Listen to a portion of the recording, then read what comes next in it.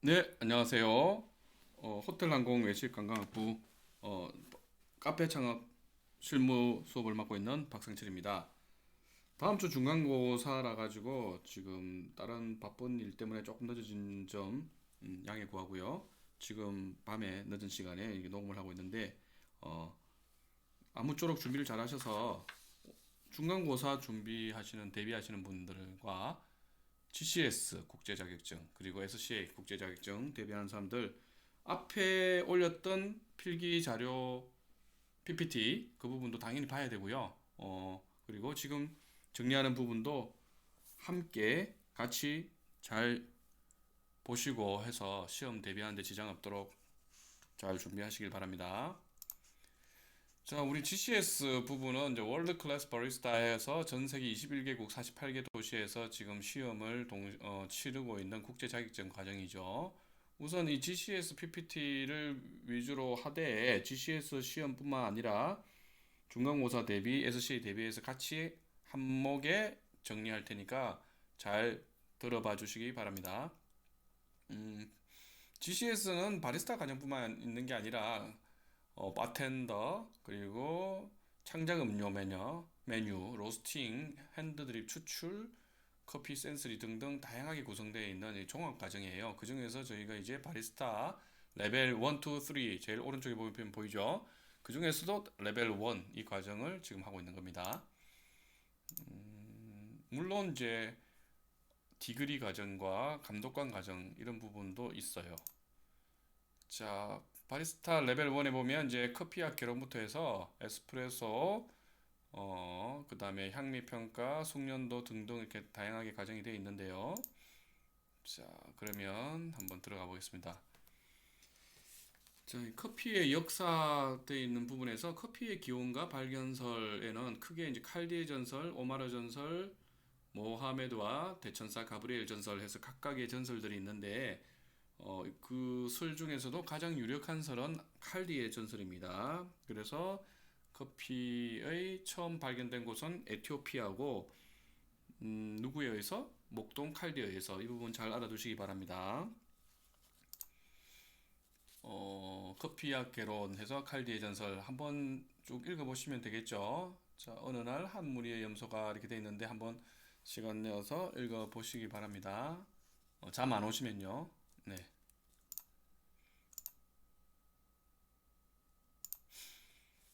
자, 커피의 전파 부분도 중요한데요. 저기 보시면 1번 에티오피아 보이시죠? 저 아래쪽에. 거기에서 예멘으로, 그리고 예멘에서 인도로, 그리고 네덜란드. 이렇게 되어 있는 1, 2, 3, 4 순서 쭉 나와 있잖아요. 그래서 커피가 최초로 발견된 곳은 에티오피아인데, 커피를 최초로 경작한 나라는 2번 예멘입니다. 이거 중요합니다. 잘 알아두세요. 2번 예멘에서 커피가 최초로 경작되었다라는 부분 잘 알아두시기 바랍니다. 자, 커피 식물학 들어갈게요. 커피 벨트라는 것은 적도를 기준으로 해서 북위 25도, 남위 25도 선에 커피가 재배되는 지역이 띠처럼 형성되었다고 해서 이걸 커피 벨트 또는 커피 존이라고 합니다. 그래서 해발 5, 600m 이하의 지역에서는 아무래도 품종이 저급인 로부스타 종이 주로 생산되고요. 고산지대, 특히 이제 1500m 이상 이런 고산지대에서는 최상급 아라비카 커피가 생산된다 이렇게 알아두시면 되고 전체적으로 봤을 때 로부스타보다는 아라비카 대체적으로 많죠.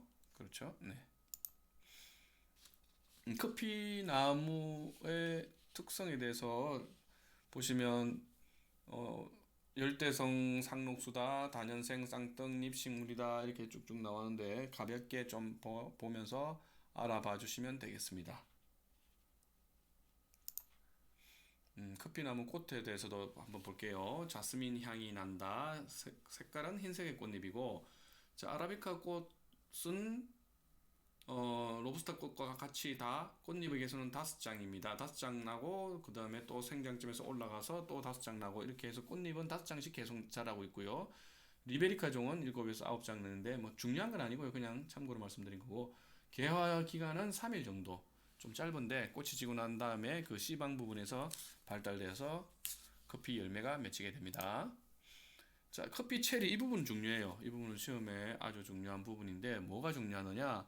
뭐 전체적으로 다 중요하겠지만 저 오른쪽 아래쪽 보면 커피의 단면도 보이죠?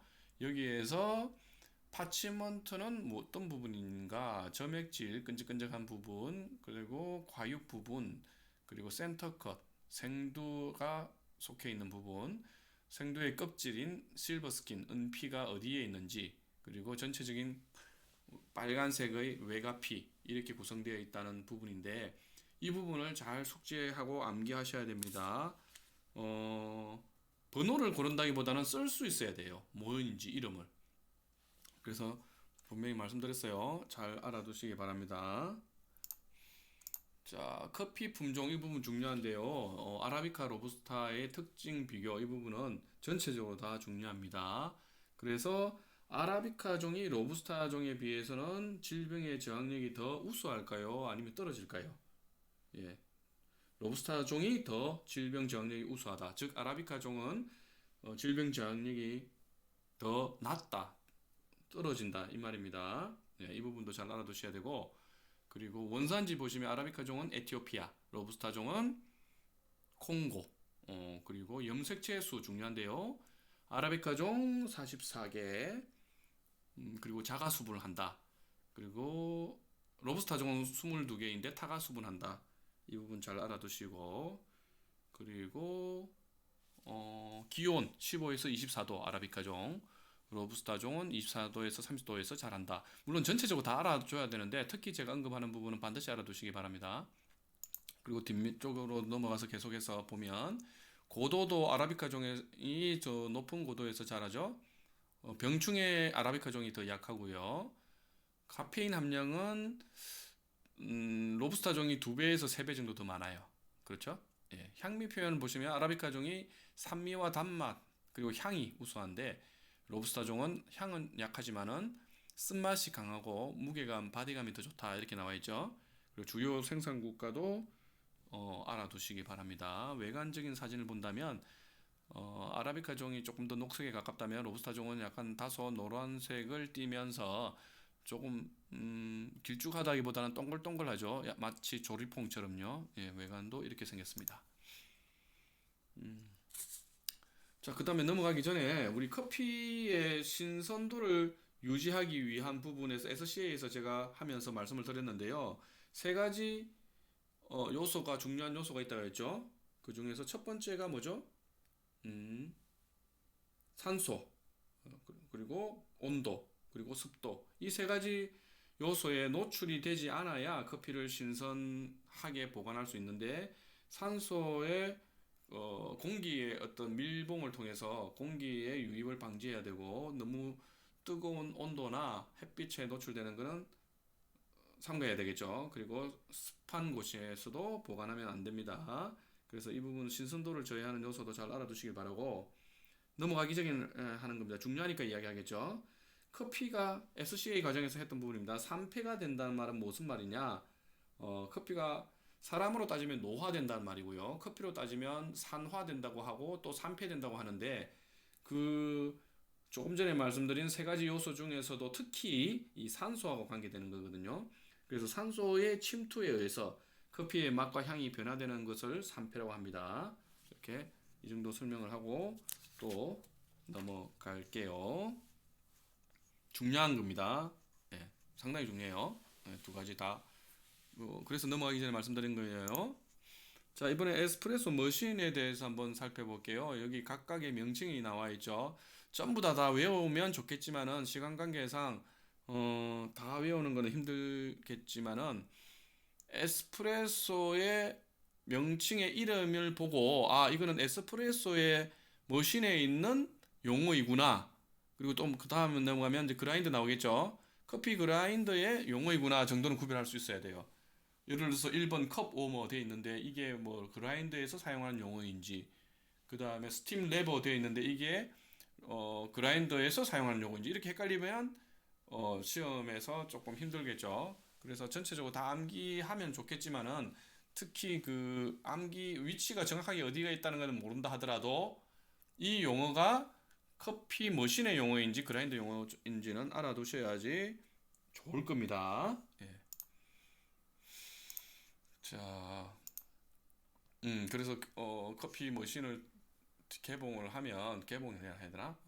저기 개방을 하면 이렇게 보일러 뭐 18리터 정도 되는 큰 보일러가 있죠. 네, 이와 같은 보일러에서 이제 물과 스팀을 분리해서 어, 하는 장치로 통해 가지고 이렇게 머신을 내리는 겁니다. 자, 금방 에스프레소 머신에 비해서 이번에는 그라인더라고 있죠. 하나하나 다 설명하면 시간 관계상 안 될 것 같고요. 1번부터 해서 8번까지 용어를 쭉 보면서 어디에 있는 용어이다 정도는 알아두시길 바랍니다. 세부적으로 하나하나를 다 설명을 했던 부분은 처음에 제가 그 첨부했던 부분이 있을 거예요. 그걸 참고하시기 바라고요. 각각 용어에 대해서 헷갈리지 말고 머신과 그라인더의 각각 용어에 사용되는 부분에 대해서 잘 알아두시기 바랍니다. 온도 보관과 유지는 조금 전에 앞에서 설명을 했는데 한 번 더 말씀드리면 햇빛, 온도, 산소, 습도 이 세 가지 요소를 잘 유념해야 된다 이렇게 말씀을 드렸죠. 자, 이번에는 에스프레소 추출하는 부분에서 이 순서인데요. 잘 알아두셔야 됩니다. 시험에 관계되니까 말씀드리겠죠. 커피 포터필터를 들고 오른쪽 하단에 보면 오렌지색 그 단추 있죠. 버튼을 누르서 작동시키면 원두가 분쇄되면서 이렇게 갈리잖아요. 예, 그와 같은 것을 용어로 그라인딩이라고 합니다. 그라인딩된 원두가 앞쪽에 보면 도징되어 있는 글자 있는 그 통 보이죠? 예, 그게 이제 도징되어 있는 그 통이 도저란 통인데 그 통으로 해서 원두가 담기는데 이와 같은 담긴 원두를 다시 레버를 당겨서 포터필터에 받는 이 작업을 도징이라고 해요. 그래서 그라인딩 도징이라고 하죠. 그리고 난 다음에 수평으로 평평하게 깎아주는 작업을 레벨링이라고 하고 템퍼 보이죠? 이 템퍼로 해서 다시 수평으로 힘을 주어서 눌러주는 작업을 템핑이라고 합니다. 그래서 이 용어도 반드시 잘 알아두시길 바라고요. 에스프레소 추출 기준에 대해서도 볼게요. 에스프레소는 투샷으로 항상 내려야 되고요. 이거는 이론뿐만 아니라 실습에서도 중요하겠죠. 도직량은 머신 포터필터 사이즈에 따라서 다르기 때문에 16에서 20g 정도 뭐 이 정도 알고 계시면 되고요. 추출하는 온도도 우리가 이렇게 조정할 수 있는 부분은 아니지만 이론상으로 90에서 93도에서 추출이 된다 이렇게 알아두시면 바랍니다. 추출 압력은 8.5에서 9.5바 사이인데 보통 한 9바 정도가 된다 이렇게 알아두시면 되고 추출 시간은 기준에서 25초를 기준으로 해서 플러스 마이너스 5초다 20에서 30초다 이렇게 알아두시고 추출량은 여기에서 32에서 40g 되어 있죠. 네, 그래서 투샷 그 기준으로서 32에서 40g이에요. 한 원샷이 아니고. 그래서 보통 20g 정도, 15에서 20g, 16에서 20g 정도를 원샷당 내린다. 이렇게 생각하면 됩니다. 미리로 생각하지 마세요. 자, 에스프레소 추출에 따라서 이제 볼 때 도징량에 따른 추출 변화를 살펴볼게요. 도징이라고 한 것은 포터필터에 분쇄된 원두를 담는 작업이라고 했죠. 원두 양이 우리 저기 머신에서는 20g으로 이렇게 했잖아요.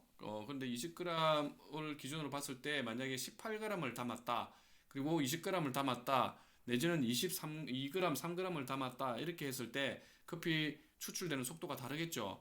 그래서 20g으로 했을 때 우리가 정상 추출이라고 본다면 양을 작게 담으면 그만큼 물이 빨리 내려오듯이 커피가 추출되는 속도가 빨라요. 그와 같은 추출을 과소 추출 내지는 과속 추출이라고 합니다. 그에 반해서 원두를 도징을 많이 하게 되면 추출 속도가 늦는데 이걸 과속의 반대인 저속이라 하는 게 아니라 잘 보이시죠? 과다 추출, 과대 추출이라고 합니다. 속도는 느리겠죠? 그래서 정상 추출, 기준 추출로 추출을 해야 된다라는 부분이 중요합니다. 분쇄도도 중요하죠. 저희가 했잖아요. 우리 하면서 적당한 분쇄도로 커피 분쇄도를 해야 되는데 너무 굵으면 빨리 추출되니까 과속 추출 현상이 일어나고요. 오른쪽에 보면 나오죠. coarse에서 반대로 너무 입자가 가늘어서 fine해서 추출이 잘 일어나지 않으면 과다 추출, 과대 추출이라고 합니다. 그래서 속도가 느리다 이렇게 알아두세요. 헷갈리는 부분인데 잘 알아두시길 바랍니다. 모르면 다시 한번 보시면서 그림을 숙지해서 보면 이해되실 거예요. 제가 힌트 아닌 힌트로서 수업 시간에 화분에 흙 대신 자갈을 담았을 때와 진흙을 담았을 때 추출되는 속도가 다르다 하면서 설명한 적이 있죠.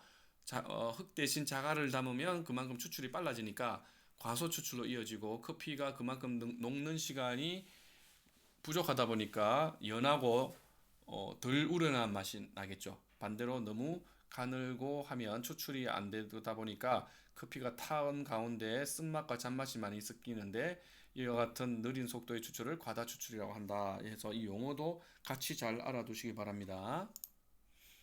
그리고 채널링 현상이라고 하는데 이 부분 정말 중요한 건데요. 커피를 도징을 잘못했을 때 위에 보이면 가운데 위쪽 그림 보시면 커피를 담는 부분에서 제대로 담지 않고 한쪽으로 쏠려서 손으로 밀어서 평평하게 한다 하더라도 한쪽으로 치우쳐서 커피가 투샷으로 내렸을 때 양쪽의 양이 다르게 내려온다고 했죠. 예, 이와 같은 현상을 편류 현상 우리말로는, 그리고 영어로는 채널링이라고 하는데 편차 추출이라고도 합니다. 그래서 그게 도징을 잘못해서 그럴 수도 있고, 그리고 레벨링을 잘못해서 평평하게 레벨링을 하지 않았을 때도 문제가 되고, 탬핑을 잘못했을 때도 이와 같은 현상이 나는데, 이해가 안 가는 분은 처음에 제가 이론 수업할 때 했던 부분을 다시 한번 더 보시면 되고요. 좌우지간 이와 같은 채널링 부분 정말 중요한 부분인데, 이와 같은 현상이 채널링이다 이런 용어를 알아두셔야 될 겁니다. 채널링 현상 내지는 편류 현상 설명드렸어요. 자, 에스프레소 추출하는 순서 중요한데요. 숙지해서 다 알아주시기 바랍니다. 순서 다 중요해요. 1번부터 해서 1, 2, 3, 4, 5, 6 쭉 보이시죠? 하나하나 읽으면 시간이 가서 너무 많은 시간이 소요되기 때문에 정리가 아니기 때문에 수업의 어떤 너무 이론 수업이다 보면 또 요약 정리라는 개념이 안 되기 때문에 보시면서 하나하나 스탑 해가지고 보시면서 해도 되고요. 그래서 이 부분을 잘 숙지하길 바랍니다. 6번 다음에는 7번부터 다시 14번까지 커피를 추출하는 순서. 여러분들이 커피를 에스프레소를 추출하기 때문에 그렇게 어려운 부분은 아닐 거예요. 하는 과정에서 어떤 부분을 해야 되냐 이런 부분인데, 중간고사에도 중요하지만 실습 내릴 때도 이 순서를 지켜야 되겠죠. 그래서 잘 알아두시기 바랍니다. 7번부터 13번까지 똑같이요.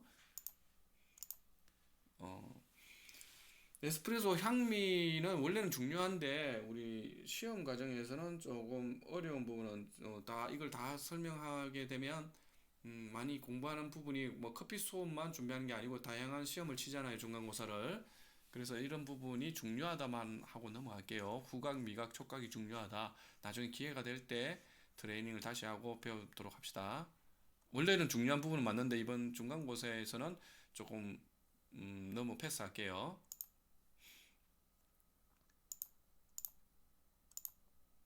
뭐 작작 넘어가고 있죠. 자, 우유 부분 보겠습니다. 뭐가 중요하냐?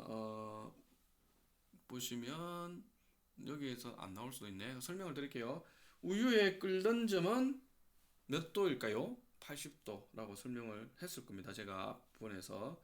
그래서 80도가 우유의 끓는 점이니까 그 이하로 스티밍을 해야 되겠죠. 그리고 적당하게 하는 스티밍의 온도는 55에서 65도 사이가 맞습니다. 최고로 스티밍을 할 때 허용되는 온도를 75도까지입니다. 네. 그래서 75도까지는 가능하다.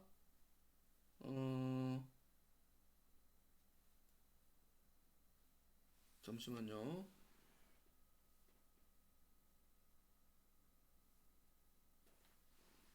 우유 스티밍은 스트레칭과 롤링을 잘해야 된다 이런 말이 있죠. 네. 제가 조금 설명을 하나 하면서 잘못된 부분이 있는데, 최고 어떤 부분이 잘못됐을까요? 금방 설명한 것 중에서 그 부분이 이제 맞추면 이제 시험에서 맞추겠죠, 문제를. 우유는 끓는 점은 80도가 맞는데 55에서 65도까지 스티밍을 해란 말은 우유 최고 스티밍 온도를 65도에서까지 해라는 뜻에 가깝겠죠. 그래서 75도까지 해서는 안 되는 겁니다. 그래서 75도까지 하면 우유가 단백질 변성이 일어나기 때문에 그 부분에 대해서는 최고 온도라고 하기보다는 이미 실패한 온도입니다. 예, 그렇게 알아두시기 바라고요.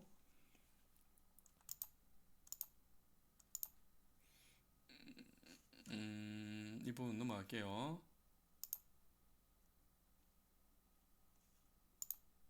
자, 이 부분 봐주시기 바랍니다. 그래서 스티밍에는 포밍이라고 했죠. 포밍이라고 하는 부분인데 스트레칭이라고 하고 포밍이라고 하죠. 그리고 롤링 두 파트로 나눠지는데 얼마나 이 기술을 잘 하느냐에 따라서 우유가 잘 되는 부분이다 해서 이론에 대해서 궁금한 부분은 앞쪽에 예전에 설명했던 부분을 잘 참고하시기 바라고 온도나 이런 부분은 앞에서 조금 전에 설명을 드렸죠. 예, 그래서 최고 허용 온도는 65도 보이시죠?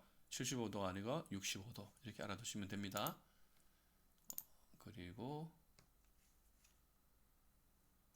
이거 실습하는 부분은 이론에서 하는 게 아니라 원래는 알아둬야 되겠지만은 중간고사가 아니라 실습하면서 직접 다시 설명을 드릴게요.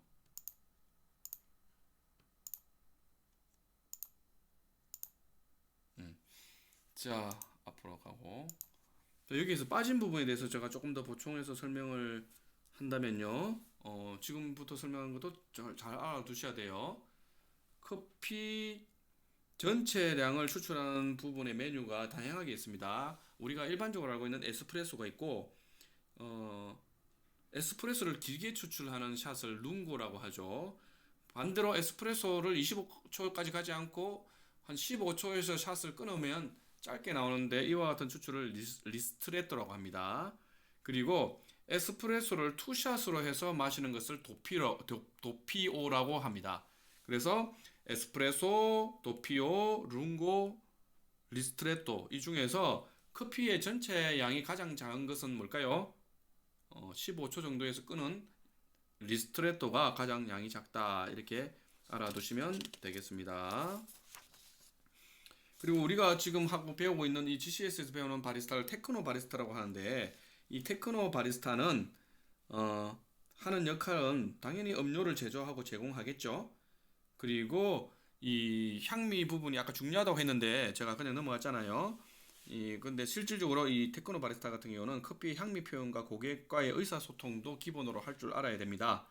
그리고 카페 위생이나 청결 부분도 잘 해야 되겠죠. 예, 그 부분 신경 많이 써야 되고 한데 이 로스팅 문제를 어떻게 볼 것이냐. 로스터라고 하는 직업을 가진 사람이 로스팅을 전문으로 하고 있는데 그 부분에 대해서 바리스타가 커피를 내리는 부분의 업무를 소홀하고 로스터의 문제를 파악하고 그 부분에 대해서 관여를 하면 안 되겠죠. 바리스타의 역할로서는 로스팅하는 부분을 주 업무가 아니기 때문에 이 부분까지 관여하는 것은 테크노 바리스타의 역할이 아니다. 이렇게 알아두시면 되고요. 그 다음에 우리가 커피를 설명하는 용어 중에서 아까 설명을 잠시 하고 말았는데 신맛, 단맛, 산미 이런 말 말고 커피의 무게감을 표현하고는 바디감이란 말이 있어요. 이 바디감이라는 표현이 이론적으로라도 우선 알아두시기 바랍니다. 바디감 뭐냐? 근데 무게감이라고 했죠. 자, 이 무게감을 나타내는 용어는 커피가 약간 거칠다, 내지는 무겁다, 그리고 크리미하다, 그 다음에 클린하다, 워터리하다.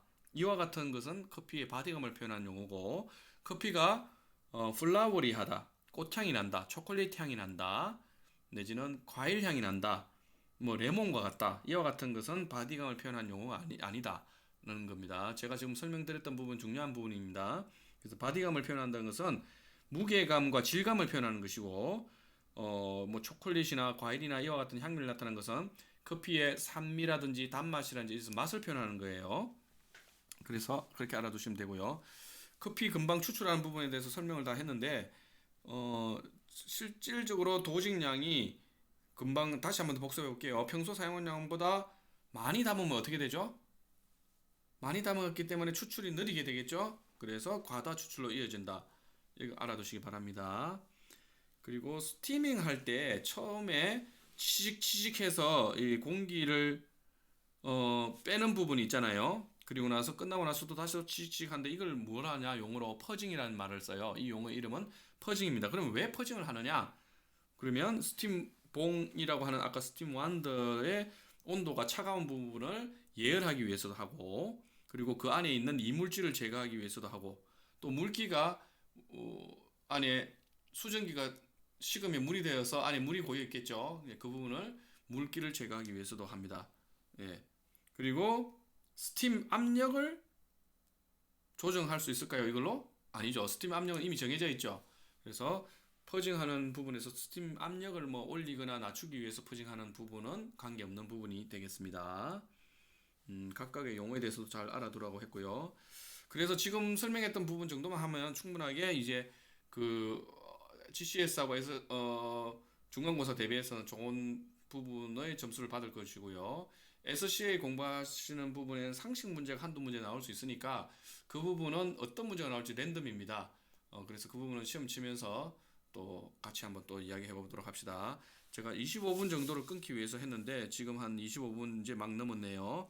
요 정도에서 끝내는 게 공부 요약하기에 좋을 거고, 이해가 혹이 안 가는 부분은 이걸로서 이해를 하려고 하지 마시고 앞부분에서 그 들었던 부분을 다시 들으면서 그 부분에 해당되는 부분을 보고 복습하시길 바랍니다. 아무쪼록 중간고사 잘 치고 국제 자격증 시험 치는 사람들은 GCS, SCA 시험도 필기 떨어지면 실기를 못 치니까 아무쪼록 잘 쳐서 모든 학생들 다 좋은 결과가 있길 바라겠습니다. 이것으로 요약, 중간고사 대비 요약을 마치겠습니다. 네, 감사합니다.